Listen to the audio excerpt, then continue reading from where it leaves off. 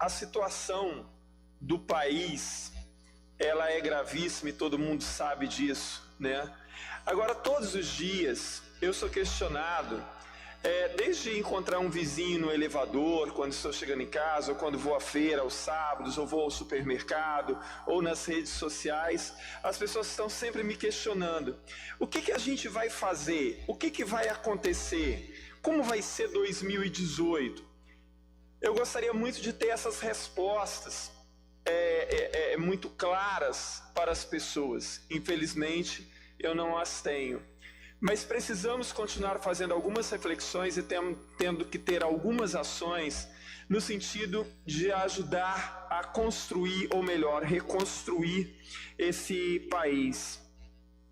Eu vejo que, e tenho dito isso sempre, as instituições brasileiras, de uma forma geral, salvo algumas exceções, parece que elas não entenderam o que está acontecendo e continuam chamando a população de idiota.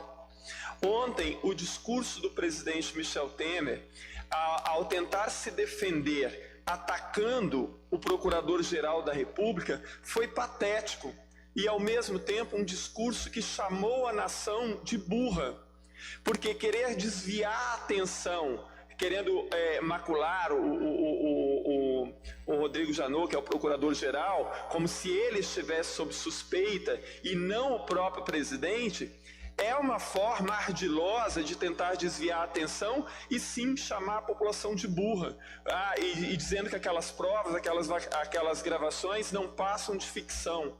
Ora, então as pessoas são imbecis, não são capazes de entender o que aquelas gravações estão dizendo, e ainda que aquelas gravações não dissessem absolutamente nada, como um presidente da República recebe na calada da noite, sem agenda marcada, sem a pessoa se identificar, recebe no palácio uma pessoa que ele mesmo depois vai chamar de bandido e tal, ele não sabia o que estava fazendo. É claro que isso gera um descrédito à população como um todo e a gente fica cada vez mais desacreditado em tudo. Mas eu tenho dito o tempo inteiro, e muitas vezes quando as escolas vêm aqui, a gente fala isso para os alunos que vêm aqui, eu falo isso muito nas redes sociais com as pessoas que eu encontro, que ao invés das pessoas agora disserem assim, eu não acredito mais em ninguém, não vou votar mais em ninguém, ano que vem eu não quero nem saber de política, eu tenho nojo de político, tenho nojo de política. Olha, ter nojo da política atual do Brasil é compreensível. Ter nojo da política, a política na amplidão do que essa palavra significa, é impossível. Por quê? Nós temos uma política econômica, uma política educacional, uma política de transporte público, uma política de meio ambiente, ou seja, uma política educacional, uma política de saúde, tudo aquilo que afeta a vida de um cidadão é decisão política. Não há nada que aconteça na sua vida, na vida da sua cidade, do seu país ou do seu estado, que não passe por decisão política. Então, nesse momento, o que a população deveria fazer é o contrário. Dizer assim, olha, esses caras estão roubando o país há séculos, então agora eu vou me aproximar mais da política, eu quero entender melhor como isso funciona, eu quero participar melhor para que isso não continue ocorrendo. Um dito popular, antigo e repetido à exaustão, diz que só o povo salva o povo. Isso é o ditado mais correto que existe.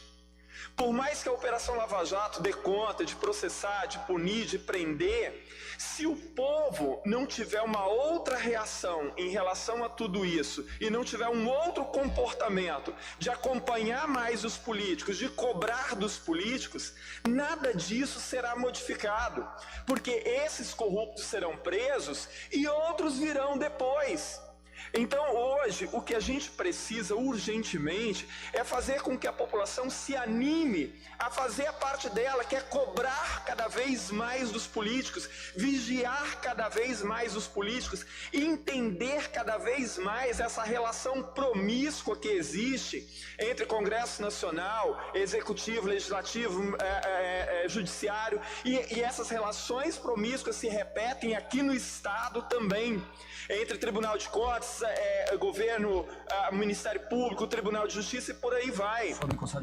Só um minutinho. Nós precisamos urgentemente fazer com que a população entenda que se ela não fizer isso, Nada será mudado. Não adianta acreditar que, olha, ano que vem é 2018, então vai aparecer um Messias, né? Que a gente vai votar nele e ele vai redimir a gente de todos os problemas. Ou nós encaramos isso de frente e a gente convence a população a participar mais disso, ou nada será mudado. Agora, o que eu tenho dito?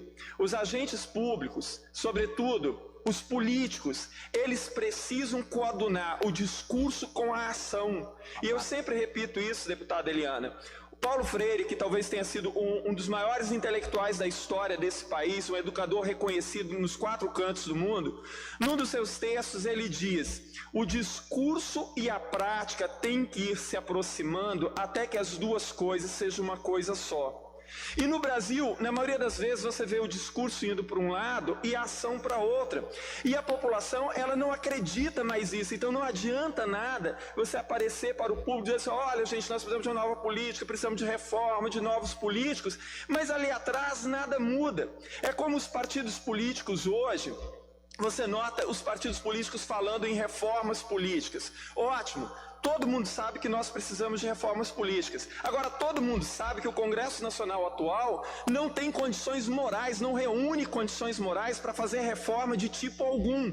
Quanto mais uma reforma política, que seria, obviamente, casuística e politiqueira.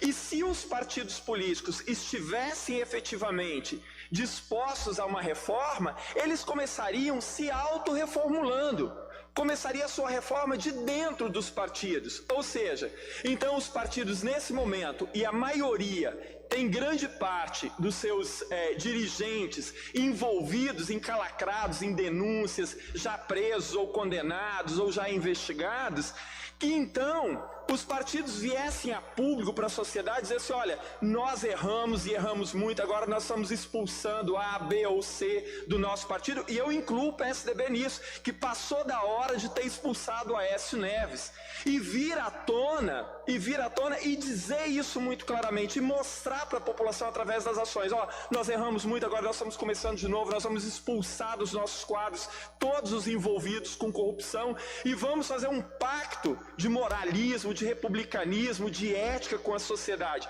Isto faria então a população acreditar novamente nos partidos. Agora, dizer que eu defendo a moralidade, que eu defendo uma nova política, que eu defendo a ética, o republicanismo, mas aí eu defendo aqueles bandidos que estão dentro do meu partido, ora, a população não é idiota. Michel de Certeau, um grande pensador francês, ele tem um ótimo texto cujo título é: não devemos tomar o outro por idiota. Por mais que a população brasileira tenha uma baixa escolaridade, é muito óbvio que ela consegue entender, porque são 517 anos de enganação. Então esse é um momento, deputada Eliana, de se mostrar à sociedade que o discurso e a prática têm o mesmo sentido. Ou do contrário, a gente não vai ver melhorias. Alguém escreveu, eu não sei quem, numa época, que um povo, ele aguenta muita coisa por muito tempo, mas não aguenta tudo o tempo inteiro. Se diz que a população brasileira é muito pacífica. Nós estamos vendo o que está acontecendo na Venezuela. Mais de 100 pessoas já morreram em manifestações e não sei mais o quê. Então, e quando é que isso vai passar a acontecer no Brasil? A paciência do brasileiro vai se esgotar em que momento, e quando se esgotar, o que vai ocorrer? Porque se brinca com a cara do povo o tempo inteiro. Então, eu gostaria de dizer para aqueles que nos ouvem nesse momento, que assim, nós temos que ter esperança sim. Esse país tem jeito sim, é um país maravilhoso, é um país riquíssimo, é um povo valoroso, porque não há de se dizer que um povo que trabalha por R$940 por mês é um povo preguiçoso. E, deputada Eliana, a gente estuda muitas vezes a história de vários países que talvez não passaram nesse buraco de corrupção que nós estamos passando hoje. Mas nós não estamos em guerra, então você imagina quando terminou a Primeira Guerra, a Segunda Guerra Mundial, no Japão ou na Europa, como as pessoas vendo as suas famílias destruídas, suas cidades destruídas, pensaram em reconstruir tudo aquilo. Olha, depende de nós vamos ter que arregaçar as mangas e começar tudo de novo e reconstruir outra vez.